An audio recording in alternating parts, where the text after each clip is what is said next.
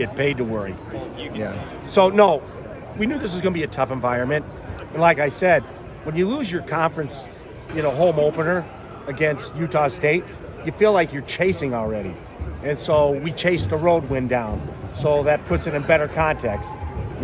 Had we beat Utah State, we'd have come in here and been like, okay, 2-0, we lose this, we can make up for it at our place. But to get the win, to make up for that home loss already was big for us, I think. So now we have to get ready, and we've had so much practice with the bye week and break and exams, where I think it'll feel good to start playing some games more regularly. Mountain West, your game was not as close, but it was still pretty close. You look at what happened last night. These games have been really, really tight. Last night at the pit. Yeah, they're all going to be this way. Look at Nevada. They've got 3 losses in every one of them, right to the end. And that's like us. Close game at Utah State at home, and this was a close game. Sorry, guys. Obviously, I'm sick. We don't have to show all that. But no, this is a hard environment. We lost 5 out of 6 to this team. And all the games have been like this. They've been close.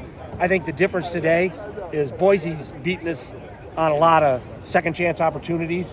They usually are the ones that come up with the offensive rebound putbacks to kind of spur themselves onto a victory.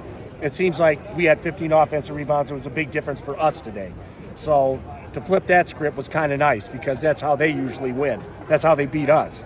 And then I thought our fast break, to get fast break baskets on the road is really important because to earn everything against them in the half court is really hard. And so I think we had enough second chance opportunities and enough fast break opportunities to build enough of a lead to hold it at the end. What was the plan against Degenhardt? Well, we were just, we just know how good Cardenas is, and so we wanted to step out and hedge, and we do that against everybody, but we hedged and then we switched. So we just wanted to keep a body in front of a body and not let them drive us, and so then we fronted the post, and we did a pretty good job fronting. It seems easy to get a switch and throw it over the top to a guard, but it's hard to do. So we fronted, and I think for the most part didn't get hurt too badly on that, switching a guard onto a big and fronting.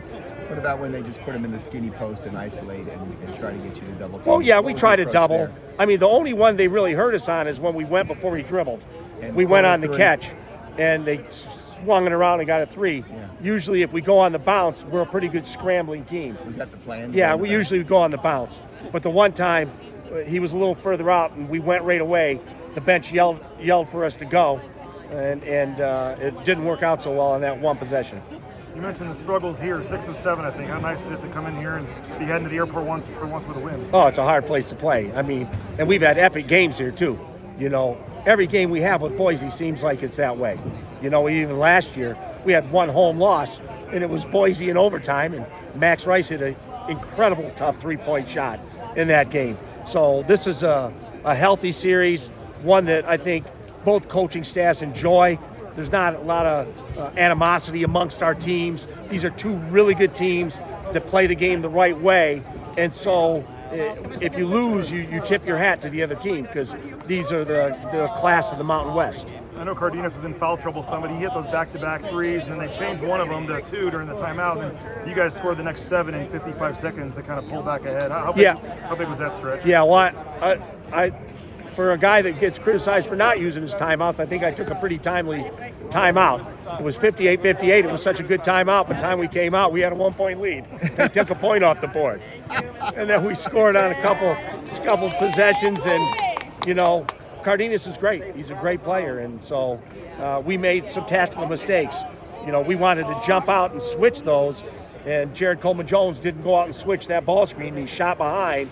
And we wanted to switch handoffs too. And we didn't get the handoff switched, and so I brought Jared to the bench. I wasn't happy with that.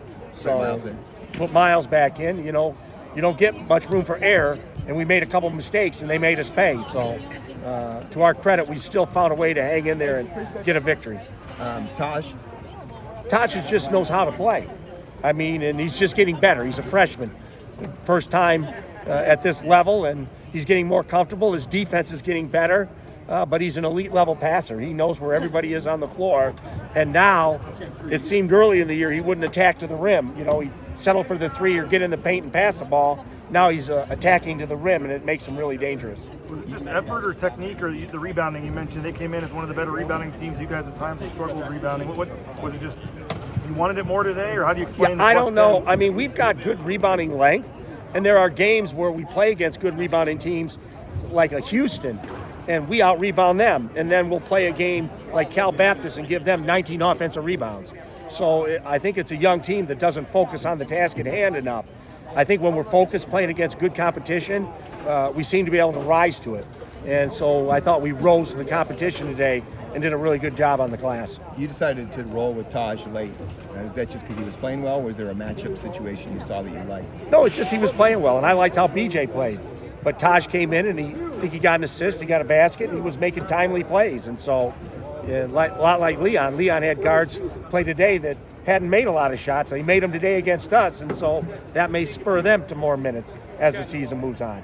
So as much as you think you know your team, it's always a moving target. Guys are getting better. Guys are sliding back a half step, and so you always have to keep your eyes open to see who's actually playing well when they're in the game. I know the flights have been an issue, and maybe because of me, but I guess Matt told me you got 2 extra charters for the rest of the season. How helpful is that to get those two extra legs? Well, they'll be important. I mean, like I said, if this wasn't an afternoon game, last year when we played here, it took us 2 days to get home. We had to fly through Portland back to San Diego. It might today. It's delayed. Yeah, so so we're delayed already.